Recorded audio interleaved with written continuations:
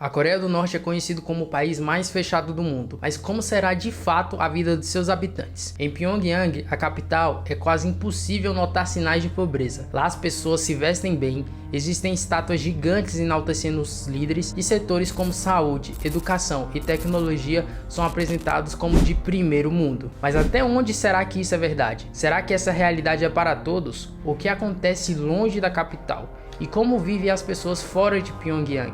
Estima-se que fora da capital, mais de 70% da população depende de rações distribuídas pelo governo para não passarem fome. Bizarro, né? No vídeo de hoje você vai conhecer um pouquinho de como é a Coreia do Norte, o país mais fechado do mundo. Fique comigo que depois da vinheta eu te conto. Senhoras e senhores, sejam muito bem-vindos a este canal. O meu nome é Guilherme Dantas e eu te convido a se inscrever no canal, ativar os sininhos para não perder os próximos vídeos e deixar o seu like para nos ajudar. Dito isso, vamos para o vídeo.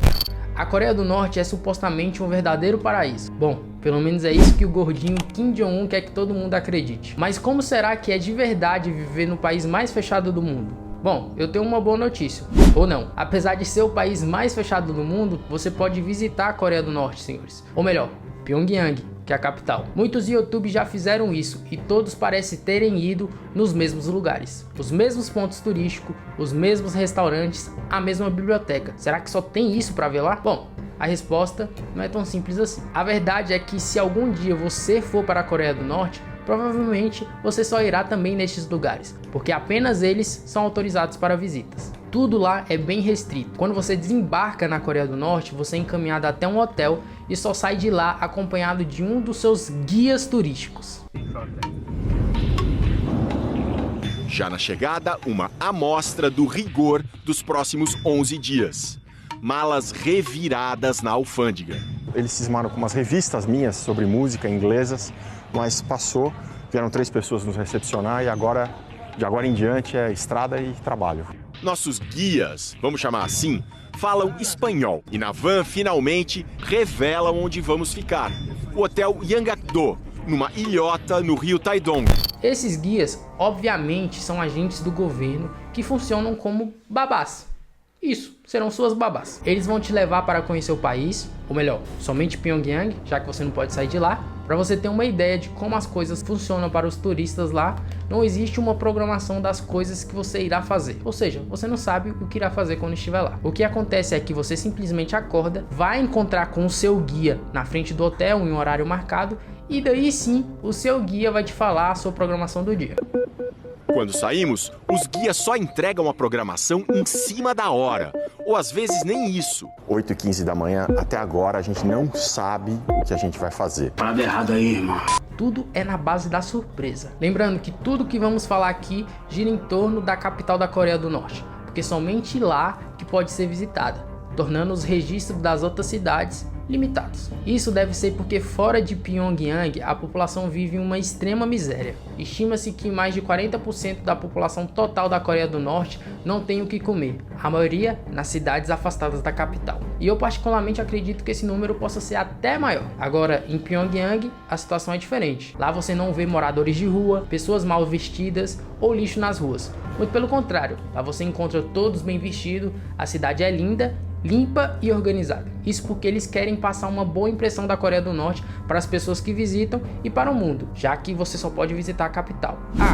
E lembrando, na capital só mora a elite. Dá até para se deixar enganar que lá seria um bom lugar para se morar, se não fosse por relato de pessoas que viveram a experiência de morar no país, longe da capital. Tem microfone nas suas casas, eles têm microfone se você escuta, eles têm gente que se você falar mal, eu falo, ó, eles falam mal. Os caras se Aí entregam. ele te levam. Aí você vai pra mina de carvão. Vai para os trabalhos longe da família. Trabalho manual. E alguns registros que mostram que a realidade é outra, fora da capital. E o restante da população? Por que eles não vão para a capital tentar uma vida melhor? Não é tão fácil assim. Uma das regras de lá é que as pessoas são proibidas de deixarem a sua cidade. Quem é de Pyongyang não pode sair de lá. E quem não é, não pode entrar. Bom, e o mais impressionante é que as pessoas que vivem em Pyongyang parecem viver em um universo paralelo. Eu nem estou dizendo em relação a outros países, e sim em relação à própria Coreia do Norte. Porque para eles, os habitantes de lá, a Coreia do Norte é um país maravilhoso, onde ninguém passa necessidade. Essa é a realidade que eles conhecem. E você tem noção disso? Pyongyang tem cerca de 3 milhões de habitantes e a Coreia do Norte inteira mais de 25 milhões. Ou seja, para essas pessoas que vivem na capital é como se não existisse esses outros 22 milhões de habitantes. A Coreia do Norte para eles é como se fosse somente a capital. E os poucos norte-coreanos que você consegue interagir dizem sempre a mesma coisa sobre o país, que a Coreia do Norte é um excelente país e que o Marechal, que é como eles chamam lá o ditador Kim Jong-un, é um ser quase que divino para eles. Ele é um ser maravilhoso que os protege de tudo. Pergunto o que esse estudante acha do governo de Kim Jong-un. Nós consideramos o admirado Marechal Kim Jong-un como um nosso pai verdadeiro. E como ele conduz a política nacional nos considerando como filhos e filhas, acho que é um ótimo governo. Eu não acredito. E o ditador é tratado por eles como se fosse um deus com D minúsculo. Tanto que lá na Coreia é proibido você cultuar ou ter uma Bíblia. Algo que aqui no nosso país é permitido. Lá é diferente. Se você for pego com uma Bíblia, você corre um sério risco de ser fuzilado em praça pública. Triste, né? Lá a única igreja que existe é do ditador. Uma igreja para louvar o ditador Kim Il-sung, que era o avô do atual ditador da Coreia. A Coreia não conhece nada do mundo? Um repórter da Globo conseguiu entrevistar alguns coreanos e eles não fazem ideia de quem é Justin Bieber. E música, qual é o seu tipo favorito? Música revolucionária. E as letras? As que falam do nosso grande líder Kim Jong-un. Existe um cantor canadense famoso no Brasil chamado Justin Bieber. Já ouviu falar? O tradutor, que também não sabia quem era Justin Bieber, pergunta. Resposta: não conheço. Eles também não conhecem o Facebook. Essa estudante de engenharia tem celular. Já ouviu falar em Facebook? Facebook? Não entendo essa palavra. O tradutor também não sabia o que era. Eu explico que é uma coisa da internet. Não conheço. E por falar em Facebook, eles não conhecem a internet. Na verdade, o que eles têm por lá é uma espécie de intranet, onde você é limitado a acessar apenas alguns sites que falam notícias boas, obviamente, sobre o ditador e o governo da Coreia do Norte. Nesses sites tem sempre notícias enaltecendo de como Kim é uma pessoa fantástica e como ele luta e protege o seu povo. A internet de verdade ela só é permitida para estrangeiros, porém você não pode sair por lá usando a internet do seu iPhone, ainda mais assistir vídeos no YouTube. Você precisa comprar um celular próprio lá na Coreia, que obviamente terá o acesso mais restrito, sem contar que será monitorado também as suas pesquisas. Fora que o pacote de internet lá é um absurdo. Para você comprar um pacote de 1 GB de internet, você vai pagar cerca de R$1.000. Acaba que muitos estrangeiros deixam de utilizar. Todos os norte-coreanos acessam é uma intranet, uma rede altamente controlada. Internet, eles nem sabem o que é, só os estrangeiros podem se conectar oficialmente, comprando celulares especiais. Mas para ter um pacote de 1 GB, são 200 euros. 200 euros dá R$1.000. Vão ficar sem internet mesmo, paciência. E é impressionante como os moradores de Pyongyang vivem sob uma espécie de lavagem cerebral. Eles não têm ideia de como é o mundo lá fora. Tanto que quando o repórter pergunta se eles têm vontade de visitar outros países ou conhecer novas culturas, a resposta sempre é a mesma. Não, eu tenho tudo aqui é maravilhoso, então não preciso sair. A gente não sabe se eles realmente acreditam nisso por conta da lavagem cerebral que recebem desde criança nas escolas, ou se dizem isso tudo por conta de medo. Isso porque qualquer crítica ao governo, por menor que seja, pode resultar em sérias consequências, desde prisão até execução em praça pública. Mas nem tudo são flores também lá em Pyongyang. As regras da capital. Apesar da cidade abrigar a elite do país, lá eles só podem usar energia elétrica cerca de 2 horas por dia. Sendo assim, é comum você ver nas sacadas dos apartamentos aqueles painéis de energia solar. Outra coisa, os habitantes de Pyongyang não podem ter automóveis. O trânsito lá na Coreia do Norte é excelente, tendo em vista que ninguém pode ter um carro, a não ser que você seja um cara muito importante, por exemplo, um artista lá na Coreia muito famoso, amigo da família Kim, né? Aí sim, talvez o governo dê um carrinho pra você, talvez. O governo diz que as pessoas não precisam de carros, já que lá eles têm um transporte público de qualidade. Os pouquíssimos carros que você consegue ver pelas ruas são carros fabricados na própria Coreia do Norte, ou importados da China. Os guias. Como eu disse, caso você vá para a Coreia do Norte, toda vez em que você for sair do seu quarto no hotel, tem que levar junto a sua babá. Quer dizer, seus guias, né? Que eles vão te levar para os lugares que você pode visitar. você não pode em hipótese nenhuma sair de lá sozinho. Os lugares que são permitidos você visitar não são tantos, então nem precisa ir com muita pressa. A princípio, são as estátuas gigantescas enaltecendo os líderes da Coreia do Norte, que são o avô e o pai do gordinho. Ah, e um detalhe, hein? Se você for tirar uma foto das estátuas para guardar de lembrança, você não pode, em momento algum, tirar a foto da estátua errada. E o que seria essa foto errada da estátua?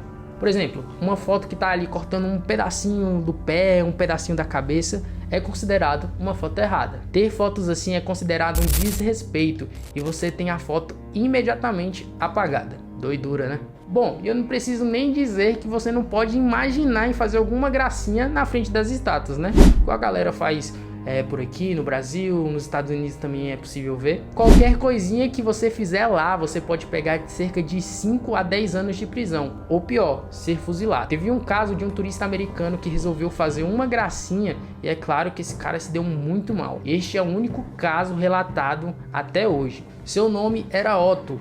No início de 2016, ele foi condenado a 15 anos de prisão porque resolveu achar que era uma boa ideia sair do seu quarto no meio da madrugada sem a autorização do governo. Como é que ele ousa sair do quarto do hotel sem autorização do governo? Um absurdo, não é? Até uma salva de palmas aqui pro profissional. Ele chegou aí ao andar proibido, o famoso quinto andar. Para você ter ideia, esse andar nem aparece nos botões do elevador. Os botões pulam do 4 direto para o 6. Só para vocês terem uma noção. Curioso com o mistério, o cara pensou, tem algo estranho nesse andar. E resolveu conferir de perto. Lá no quinto andar então, eu não sei que ideia de jirico, ele resolveu que era uma boa ideia roubar um pôster colocado lá na parede. Um pôster de propaganda do governo, falando bem do líder deles lá, enfim, o que eles têm por lá. Bom, ele foi filmado por uma câmera de segurança e eu não preciso nem dizer o que aconteceu, né? Ele acabou preso, mas após pressão do governo dos Estados Unidos, ele foi liberado um ano depois. Ele foi devolvido para os Estados Unidos, porém, ele já estava em estado vegetativo. Então imagine só as torturas que ele deve ter passado para chegar lá nos Estados Unidos nesse estado. Otto não resistiu e faleceu 2 dias depois de ser devolvido aos Estados Unidos. E detalhe, ele só tinha apenas 22 anos de idade. Um outro lugar que você pode visitar lá em Pyongyang é uma famosa biblioteca. Só que uma curiosidade de lá é que quando você quer algum livro, você pede para a recepcionista e ela traz até você. Você não pode caminhar pelos corredores da biblioteca. Por que será? Suspeito! Se você quer se divertir um pouquinho lá na Coreia do Norte, você pode se divertir no seu próprio hotel. Lá tem bares, alguns entretenimentos, boliche, comida, uma verdadeira fartura. Para nós, mais orientações. É proibido sair sem os guias.